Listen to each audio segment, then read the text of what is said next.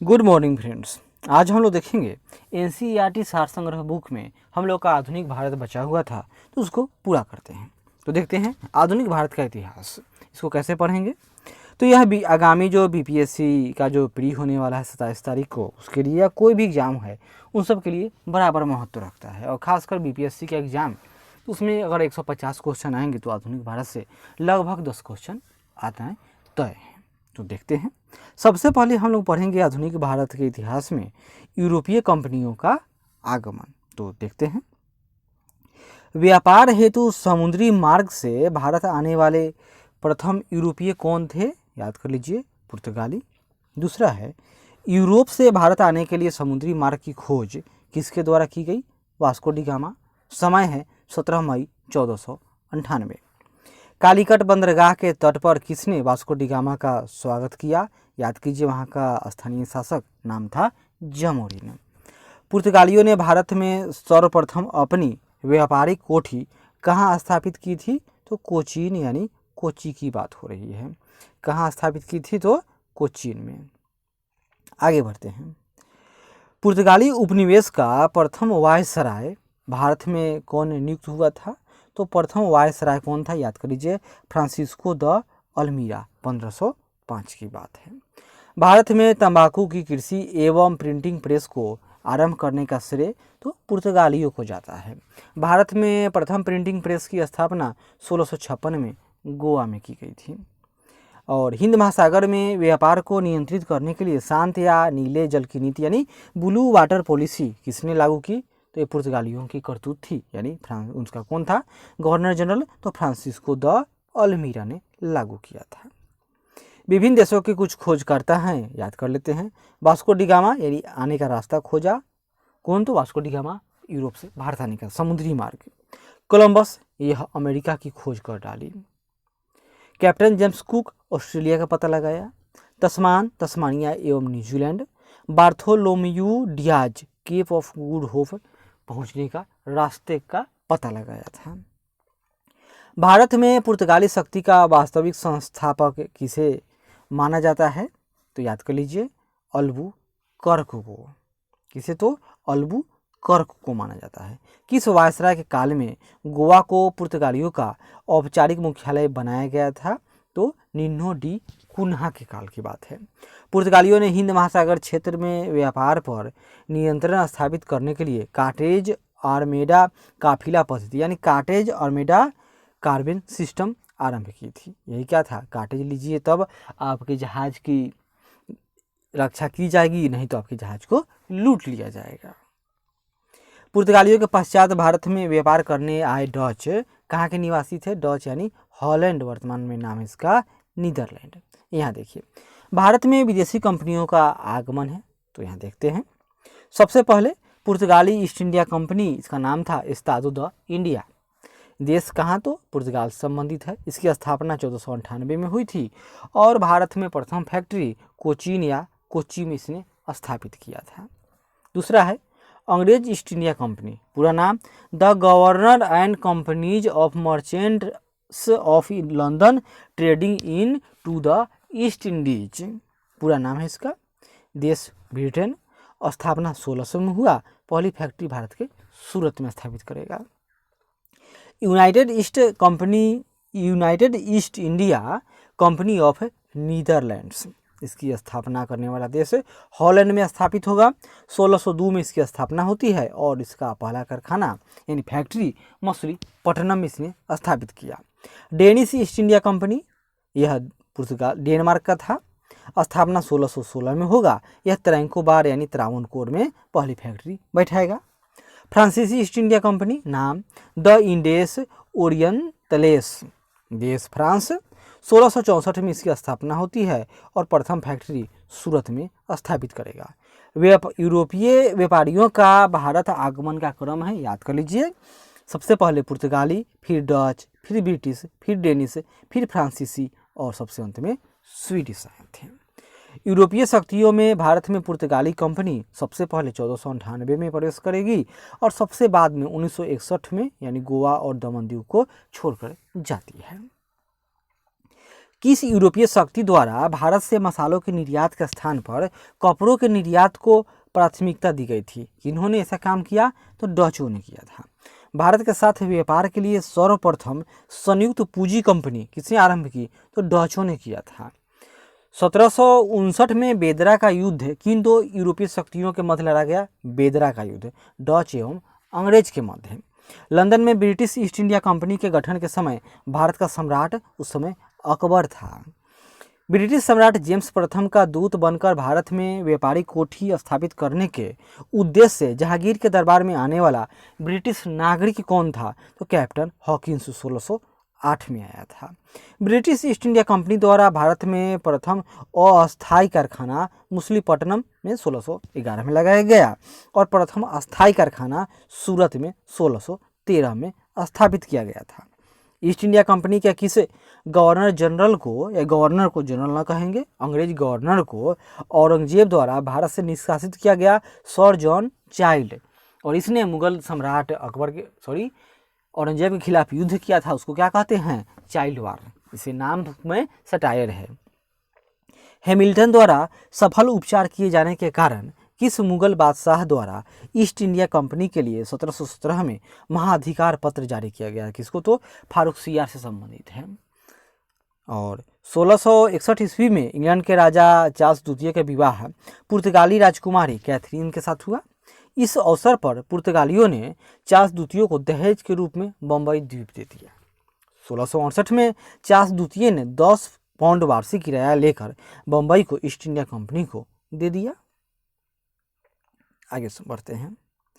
प्रमुख शहरों के संस्थापक, जैसे कलकत्ता, इसके संस्थापक जॉर्ज चार्नक। मद्रास के संस्थापक फ्रांसिस डे। नई दिल्ली के संस्थापक, नई दिल्ली के निर्माणकर्ता एडविन लुटियंस व हर्बर्ट बेकर। बम्बई के संस्थापक गेराल्ड अंगियार, याद कर लेते हैं। Calcutta George Charnock, Madras Francis Day, नई दिल्ली एडविन लुटियंस व Herbert Baker, Bombay Gerald Aungier. Europe वासियों के लिए सर्वोत्तम सोरा और अफीम प्राप्ति का मुख्य क्षेत्र था तो बिहार था। वर्ष 1664 में फ्रांसीसी कंपनी की स्थापना किसके प्रयासों से की गई थी? कोलबर्ट के प्रयास से। किसे? कोलबर्ट। फ्रांसीसी कंपनी की स्थापना किसके कार्यकाल में की गई थी? लुई 14वें के कार्यकाल में। फ्रैंक कैरो के द्वारा भारत में प्रथम फ्रांसीसी फैक्ट्री की स्थापना कहाँ की गई थी? तो कहाँ? तो सूरत में 1668 की बात है। फ्रांसीसी गवर्नर डुप्ले ने पहली बार भू क्षेत्र अर्जित करने के उद्देश्य से भारतीय राजाओं के विवादों में भाग लेने की नीति आरंभ की थी। किसने? तो फ्रांसीसी गवर्नर डुप्ले ने। फ्रांसीसियों द्वारा फोर्ट लुई नामक किला कहाँ बनवाया गया? तो फोर्ट लुई किला यह फ्रांसीसियों का था और यह पांडिचेरी में बनवाया गया। पांडिचेरी का प्रथम फ्रांसीसी गवर्नर कौन था? तो पांडिचेरी का प्रथम फ्रांसीसी गवर्नर तो यह फ्रैंको मार्टिन था। पुर्तगालियों को सौली के स्थान पर किस अंग्रेज अधिकारी ने पराजित किया था? तो सौली में जो पुर्तगालियों की पराजय होती है वह थॉमस बेस्ट ने पराजित किया था। कौन? तो थॉमस बेस्ट। बांडीवास के युद्ध यानी जो 1760 में हुआ था में अंग्रेजों ने किसे पराजित किया? तो बांडीवास के युद्ध में किसका? तो फ्रांसीसियों का वास हो गया, यानी फ्रांसीसी हार गए। कर्नाटक का युद्ध किनके मध्य लड़ा गया? अंग्रेज एवं फ्रांस के मध्य। प्रथम कर्नाटक युद्ध किस संधि के माध्यम से समाप्त हुआ? तो एक्स-ला-सैपेल की संधि 1748 की बात है। यहाँ देखिए कर्नाटक युद्ध कितने हुए? कुल 3 हुए थे। पहला कर्नाटक युद्ध 1746 से 48 और कारण क्या था? ऑस्ट्रिया के उत्तराधिकार का युद्ध था। और संधि एक्स-ला-सैपेल की संधि 1748 में होती है और परिणाम अनिर्णीत रहा था। द्वितीय कर्नाटक युद्ध 1751 से 65 कर्नाटक के उत्तराधिकार का युद्ध था और इसमें पांडिचेरी की संधि होती है 1755 में। इसमें ब्रिटेन मजबूत स्थिति में आ जाएगा। तृतीय युद्ध 1758 से 63 सप्तवर्षीय युद्ध एवं औपनिवेशिक कारण हुआ था, यानी फ्रांस में, यूरोप में फ्रांस और अंग्रेज लड़े तो यहाँ भी ये लोग आपस में लड़ भी रहे। संधि पेरिस की संधि 1763 में होती है और परिणाम स्वरूप फ्रांस की पराजय हो गई थी। अंग्रेजी कंपनी का नाम Governor and Company of Merchant of London trading into the East Indies रखा गया था। आगे देखिए, ईस्ट इंडिया कंपनी और अब बंगाल के नवाब के बारे में कुछ जानते हैं। तो मुगल सम्राट द्वारा स्वतंत्र रूप से नियुक्त बंगाल का अंतिम गवर्नर कौन था? मुर्शीद कुली खां। इनका काल था 1717 से 1727। लेकिन ये क्या गुल खिलाएंगे? ये आज़ाद हो जाएंगे। तो मुर्शीद कुली खां ने अपनी राजधानी ढाका से कहाँ स्थानांतरित कर दी? मुर्शिदाबाद। बंगाल के किस गवर्नर ने यूरोपियों की तुलना मधुमक्खियों से की थी? तो अलवर्दी खान ने। 20 जून 1756 को प्रसिद्ध ब्लैक होल की घटना बंगाल के किस नवाब के शासनकाल में हुई? उस समय राजा कौन था नवाब? तो सिराजुद्दौला। 9 फरवरी 1757 को अलीनगर की संधि किसके मध्य संपन्न हुई? तो क्लाइव एवं सिराजुद्दौला के मध्य अलीनगर की संधि। भारतवर्ष में ब्रिटिश साम्राज्य का संस्थापक लॉर्ड रॉबर्ट क्लाइव को माना जाता है, जिसने प्लासी के युद्ध, कब हुआ प्लासी का युद्ध? 23 जून 1757 में बंगाल के नवाब सिराजुद्दौला को पराजित कर पहली बार भारत में ब्रिटिश प्रभुत्व की नींव रखी थी। प्लासी के युद्ध के समय बंगाल के नवाब का सेनापति कौन था जिसने युद्ध में विश्वासघात किया था? याद कर लीजिए, मीर जाफर है। प्लासी के युद्ध के समय मुगल बादशाह कौन था? प्लासी का युद्ध यानी 1757 की बात हो रही है। उस समय मुगल बादशाह आलमगीर द्वितीय था। प्लासी युद्ध के पश्चात बंगाल का नवाब कौन बना? तो मीर जाफर बना था। कौन? तो मीर जाफर। भारत में ब्रिटिश प्रभुत्व की शुरुआत किस युद्ध से मानी जाती है? तो प्लासी के युद्ध से। कुछ प्रमुख घटनाएं हैं, उनकी तिथियां जैसे देखिए, ब्लैक होल की घटना 20 जून 1756। इसमें होता है कि एक बड़े से हॉल में 146 अंग्रेज को बंद कर दिया जाता है और कहा जाता है कि उसमें सारे के सारे अंग्रेज मारे गए थे। क्यों? दम घुटने के कारण। इसी को ब्लैक होल की घटना कहा जाता है। अलीनगर की संधि, इसमें जब ब्लैक होल की घटना के बाद अंग्रेज बतला लेंगे और लॉर्ड क्लाइव आता है तो वह जीतेगा, तब ना वो अलीगढ़ नगर की संधि यानी कलकत्ता की संधि कही उसको। तो अलीनगर की संधि होती है 9 फरवरी 1757 को। उसके परिणाम स्वरूप प्लासी का युद्ध होगा फिर 23 जून 1757 को। बक्सर का युद्ध 22 अक्टूबर 1764 को होता है। इलाहाबाद की प्रथम संधि यानी बक्सर के युद्ध में बंगाल के नवाब, अवध के नवाब और जो मुगल थे ये तीनों मिलकर लड़ते हैं और तीनों हार जाएंगे। तो पहली संधि इलाहाबाद की प्रथम संधि होगी 12 अगस्त 1765 और इलाहाबाद की द्वितीय संधि यह शाह आलम से होगा 16 अगस्त 1765। बनारस की संधि 1773 को होती है। यहाँ देखिए, वर्ष 1760 में अंग्रेजों ने मीर जाफर को हटाकर उसके दामाद मीर कासिम को बंगाल का नवाब बना दिया। 22 अक्टूबर 1764 को बक्सर के युद्ध में अंग्रेजों ने मीर कासिम, अवध के नवाब शुजा-उद-दौला तथा दिल्ली के मुगल सम्राट शाह आलम द्वितीय की सम्मिलित सेना को पराजित किया था। और इस बक्सर के युद्ध के समय ब्रिटिश सेना का सेनापति, याद कीजिए, हेक्टर मुनरो था। बक्सर के युद्ध के समय बंगाल का नवाब मीर जाफर था, क्योंकि मीर कासिम तो भाग गया था, वह विरोध का झंडा बुलंद किए हुए था। बक्सर के युद्ध के पश्चात इलाहाबाद की प्रथम संधि मुगल सम्राट शाह आलम द्वितीय, बंगाल के नवाब नजमुद्दौला तथा क्लाइव के मध्य होता है। वहीं दूसरी संधि इलाहाबाद की द्वितीय संधि क्लाइव तथा अवध के नवाब शुजा-उद-दौला के मध्य संपन्न होती है। यानी द्वितीय संधि अवध के नवाब शुजा-उद-दौला और के मध्य क्लाइव और शुजा-उद-दौला द्वितीय संधि। प्रथम संधि मुगल सम्राट शाह आलम द्वितीय, बंगाल के नवाब नजमुद्दौला के मध्य होती है। किस संधि के माध्यम से अंग्रेजों को बंगाल, बिहार और उड़ीसा की दीवानी प्राप्त हुई?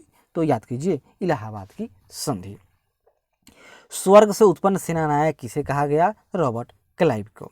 इलाहाबाद की संधि के पश्चात बंगाल में द्वैत शासन की स्थापना किसने की? रॉबर्ट क्लाइव ने की थी। उत्तर मुगलकालीन राज्यों के कुछ संस्थापक हैं, ये देखते हैं। जैसे कि राज्य कौन कौन आज़ाद हुए थे, यहाँ देखिए, बंगाल, हैदराबाद, भरतपुर, कर्नाटक, अवध और भी नीचे है। तो बंगाल, इसकी स्थापना 1717 से 27 के मध्य हुई थी। संस्थापक था मुर्शीद कुली खां। हैदराबाद 1724 में आज़ाद हो गया। निजाम उल मुल्क या चिनक्लिस खान इसके संस्थापक थे। भरतपुर 18वीं सदी में आज़ाद हो गया। इसके संस्थापक चूड़ामन बदन सिंह को माना जाता है। कर्नाटक 18वीं सदी, इसके संस्थापक सदाउतुल्लाह खां। अवध 1722 से 24 में आज़ाद हो गया और इसके संस्थापक सआदत खां या बुरहानुल मुल्क थे। और जयपुर भी आज़ाद हो गया 18वीं सदी में। सवाई राजा जय सिंह। रुहेल पठान यह भी 18वीं सदी। मोहम्मद खां बंगस, रुहेल पठान कौन था? तो मोहम्मद खां बंगस। मैसूर और इसके जो संस्थापक हैदर अली। यहाँ देखिए, वर्ष 1842 से 44 तक गवर्नर जनरल रहे लॉर्ड एलनबरो का कार्यकाल कुशल अकर्मण्यता की नीति का काल माना जाता है। लॉर्ड एलनबरो कुशल अकर्मण्यता की नीति। अब आगे देखिए, क्षेत्रीय राज्य में हम लोग पहले पंजाब एवं मैसूर के बारे में कुछ पढ़ते हैं। तो सिख साम्राज्य का संस्थापक किसे माना जाता है? तो महाराणा रणजीत सिंह 1799 ईस्वी में। महाराणा रणजीत सिंह किस मिसल से संबंधित है? सुकर चकिया मिसल से। महाराणा रणजीत सिंह के राज्य की राजधानी कहाँ स्थित थी? तो लाहौर थी। महाराणा रणजीत सिंह ने सुप्रसिद्ध कोहिनूर हीरा किससे प्राप्त किया? शाह शुजा से प्राप्त किया था। 25 अप्रैल 1809 को अमृतसर की संधि किनके मध्य संपन्न हुई? महाराणा रणजीत सिंह तथा अंग्रेजों के मध्य। महाराणा रणजीत सिंह एक धर्मनिरपेक्ष शासक थे, इसलिए उन्होंने कहा था कि ईश्वर की इच्छा थी कि मैं सब धर्मों को एक निगाह से देखूं, इसलिए उसने दूसरी आंख की रोशनी ले ली, यानी वे एक आंख से अंधे थे। वर्ष 1845 में प्रारंभ हुआ प्रथम अंगल सिख युद्ध के दौरान भारत का गवर्नर जनरल लॉर्ड हार्डिंग प्रथम था। प्रथम अंगल सिख युद्ध किस संधि द्वारा समाप्त हुआ? लाहौर की संधि, जो 1806 में हुआ था। महाराजा रणजीत सिंह का उत्तराधिकारी कौन था? याद कीजिए, खड़क सिंह। कौन था? खड़क सिंह। कुछ महत्वपूर्ण संधियां हैं, जैसे पुरंदर की संधि 1665 में हुई थी। कौन? तो पुरंदर की संधि 1665। अब ये सब किससे संबंधित हैं? तो जितने मिलेगा पढ़ाया है आपको यहाँ तक, यह सब आपको मराठा वर्सेज अंग्रेजों के बीच किया गया समझौता है। और जो पुरंदर की संधि है, तो यह आपको किनके किनके बीच मिलेगा? तो पुरंदर की संधि यह राजा मान सिंह और शिवाजी के मध्य होने वाले संधि है। देखिए, पुरंदर की संधि 1665, बड़गांव की संधि 1779, बड़गांव 1779, सालबाई की संधि 1782, देवगांव की संधि 1803, सुरजी अर्जन गांव की संधि, यह पंजाब वाला है, सुरजी अर्जन गांव की संधि 1803, पूना की संधि पेशवा लोग करेंगे 1817 में, लाहौर की संधि 1806, अमृतसर की संधि 1809। द्वितीय अंगल सिख युद्ध किस गवर्नर जनरल के कार्यकाल में हुआ था? तो द्वितीय अंगल सिख युद्ध लॉर्ड डलहौजी के कार्यकाल के समय की बात है। 13 जनवरी 1849 को हुए चिलिया वाला युद्ध में अंग्रेजी सेना का नेतृत्व किसके द्वारा किया गया? तो लॉर्ड गफ के द्वारा। सिख साम्राज्य का अंतिम शासक कौन था? दिलीप सिंह। वर्ष 1849 में हुए ब्रिटिश साम्राज्य में सिख साम्राज्य के विलय के दौरान भारत का गवर्नर जनरल लॉर्ड डलहौजी था। स्वतंत्र राज्य के रूप में मैसूर की स्थापना किसके द्वारा की गई? तो हैदर अली के द्वारा। अंगल मैसूर युद्ध, यह 4 युद्ध होते हैं। देखिए, प्रथम अंगल मैसूर युद्ध 1767 से 69 के मध्य, यानी 3 साल लड़ा गया। इसमें शासक था मैसूर का हैदर अली, बंगाल का गवर्नर लॉर्ड वेरेसट, और खत्म होगा संधि मद्रास की संधि 1769 में। और यह विशेष क्या है इसका विशेष कि हैदर अली दक्षिण भारत का प्रथम शासक था जो अंग्रेजों से पराजित नहीं हुआ। द्वितीय अंगल मैसूर युद्ध 1780 से 84, इसमें शासक मैसूर का कौन? हैदर अली ही था। बंगाल का गवर्नर वारेन हेस्टिंग्स। संधि मंगलोर की संधि 1784 में होती है। युद्ध समाप्त। हैदर अली की मृत्यु के बाद टीपू सुल्तान के नेतृत्व में युद्ध लड़ा गया था। तृतीय अंगल मैसूर युद्ध 1790 से 92 में शासक मैसूर का टीपू सुल्तान था और बंगाल का गवर्नर लॉर्ड कर्नवालिस। संधि टीपू सुल्तान की राजधानी यानी श्रीरंगपट्टनम में होती है 1792 में, यानी टीपू सुल्तान हार गया, यानी टीपू सुल्तान की स्थिति कमजोर हो गई थी। चतुर्थ अंगल मैसूर युद्ध 1799, टीपू सुल्तान और लॉर्ड वेलेजली के मध्य। मैसूर क्या हुआ कि सहायक संधि स्वीकार कर लिया। टीपू सुल्तान की मृत्यु हो जाती है और मैसूर में पुनः वडियार वंश की स्थापना होगी। अंग्रेजों ने वडियार वंश के शासक से सहायता संधि कर ली। सिख साम्राज्य के महाराजा रणजीत सिंह की तुलना फ्रांसीसी यात्री विक्टर जखमा ने नेपोलियन से की थी। ब्रिटिश राजनीति एवं प्रशासनिक नीतियाँ थोड़ा देखते हैं। अंग्रेजों का भारत पर वास्तविक राजनीतिक नियंत्रण कब प्रारंभ हुआ? तो इलाहाबाद की संधि से, यानी 1765 की बात है। कब की बात है? तो 1765 से। बंगाल में द्वंद्व शासन किसके द्वारा लागू किया गया? तो लॉर्ड क्लाइव के द्वारा लागू किया गया था। वर्ष 1772 में किस गवर्नर ने द्वंद्व शासन को समाप्त कर दिया? तो वारेन हेस्टिंग्स ने। भारत में न्यायिक सेवा का जन्मदाता किसे माना जाता है? वारेन हेस्टिंग्स को। वारेन हेस्टिंग्स के कार्यकाल में रेगुलेटिंग एक्ट 1773 के अंतर्गत वर्ष 1774 में कलकत्ता में सुप्रीम कोर्ट की स्थापना की गई थी। इसके प्रमुख यानी प्रथम मुख्य न्यायाधीश सर एलिजा इम्पे थे। सर एलिजा इम्पे थे। क्लियर है? आगे बढ़ते हैं। भारत में पुलिस सेवा एवं सिविल सेवा का जन्मदाता किसे माना जाता है? लॉर्ड कर्नवालिस को। किसे? तो लॉर्ड कर्नवालिस को। वर्ष 1863 में प्रथम भारतीय ICS अधिकारी बनने का गौरव किसे प्राप्त हुआ? तो सत्येंद्रनाथ टैगोर को। किसे? तो सत्येंद्रनाथ टैगोर को। ब्रिटिश भारत में लोक सेवा संबंधी आयोग तो एचिंसन आयोग 1886 में आया था। यह लोक सेवा संबंधित आयोग था। और गवर्नर जनरल लॉर्ड डफरिन काल में क्या आया? एचिंसन आयोग। ईड्स लिंगटन आयोग 1912 में लॉर्ड हार्डिंग द्वितीय के समय, और ली आयोग 1923 में लॉर्ड रीडिंग के समय आया था। भारत सरकार अधिनियम 1935 के अंतर्गत संघीय लोक सेवा आयोग के गठन का प्रावधान किस आयोग के सुझाव पर किया गया था? याद कर लीजिए, ली आयोग। भूमि सुधार के उद्देश्य से भारत में अस्थायी बंदोबस्त प्रणाली किसके द्वारा लागू की गई? तो लॉर्ड कर्नवालिस के द्वारा। भारत में साम्राज्य विस्तार के उद्देश्य से सहायक संधि प्रणाली की शुरुआत किसके द्वारा की गई? लॉर्ड वेलेजली के द्वारा। किसके द्वारा? तो लॉर्ड वेलेजली के द्वारा शुरू किया गया। आगे बढ़ते हैं। सहायक संधि स्वीकार करने वाला प्रथम राज्य कौन था? तो वह हैदराबाद था। कौन था? तो हैदराबाद। और आगे देखिए, राजहरब नीति में कहा गया है कि ऐसे राज्य जिसका निर्माण अंग्रेजों के सहयोग से हुआ है, उन्हें राज्य के उत्तराधिकारी के लिए गोद लेने का अधिकार नहीं प्राप्त होगा। सिंपल सी बात है। यानी अंग्रेजों ने कहा कि जिसको हमने बनाया उनको कोई राइट नहीं है कि जब उनको पुत्र नहीं है अपना, तो वे दत्तक पुत्र कहीं और से ले ले। उसके लिए अंग्रेजों की सहमति आवश्यक है। इसमें कितने सारे राज्य इसके चपेटे में आ गए तो देखेंगे। और किस रिपोर्ट के आधार पर डलहौजी ने अवध का अधिग्रहण किया था? तो आउटरम की रिपोर्ट।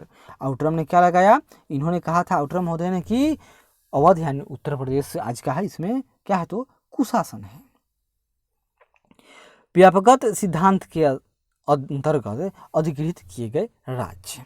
तो देखिए, व्यापकत सिद्धांत के अंतर्गत जो अधिकृत किए गए राज्य थे वे कौन कौन थे? तो देखते हैं। सतारा। सबसे पहले सतारा पर डंडा चला 1848। फिर 1849 में दो राज्य कौन कौन? तो जैतपुर और संभलपुर। 1849। बाघाट 1850 में। उदयपुर 1852। झांसी, अपनी झांसी नहीं दूंगी 1853। दुख की बात है, दिया कौन था? अंग्रेजों ने नहीं दिया था। नागपुर 1854। अवध 1856। यानी अवध क्या है? ये तो कुशासन के आरोप में इनको अंग्रेजों ने मिला लिया। चतुराईपूर्ण निष्क्रियता की नीति किससे संबंधित है? तो जॉन लॉरेंस से संबंधित है। किस गवर्नर जनरल के कार्यकाल में भारत पर ईस्ट इंडिया कंपनी का शासन समाप्त हो गया? लॉर्ड कैनिंग की कार्यकाल में, यानी 1857 के विद्रोह के बाद। वर्ष 1861 में भारतीय दंड संहिता यानी इंडियन पिनल कोड IPC किसके कार्यकाल में निर्मित की गई? लॉर्ड कैनिंग के कार्यकाल में। राज उपाधि अधिनियम 1876।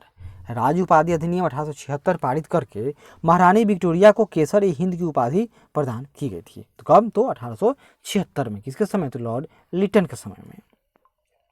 लॉर्ड लिटन के कार्यकाल में किस अकाल आयोग का गठन किया गया? याद कीजिए, उस अकाल आयोग का नाम था स्ट्रेची आयोग। 1880 ईस्वी में यह बना था और यह भारत का प्रथम अकाल आयोग था। भारत में अस्थायी स्वशासन का जनक किसे माना जाता है? लॉर्ड रिपन को। ब्रिटिश काल में विभिन्न क्षेत्रों पर अधिकार। देखिए, नेपाल पर 1816 में अधिकार किया। किसने किया? तो लॉर्ड हेस्टिंग्स के समय की बात है। सिंध पर 1843 में लॉर्ड एलन बरो के समय। भूटान 1865 में लॉर्ड लॉरेंस और बर्मा 1850 लॉर्ड डफरिन इस समय भारत का गवर्नर जनरल या वायसराय था।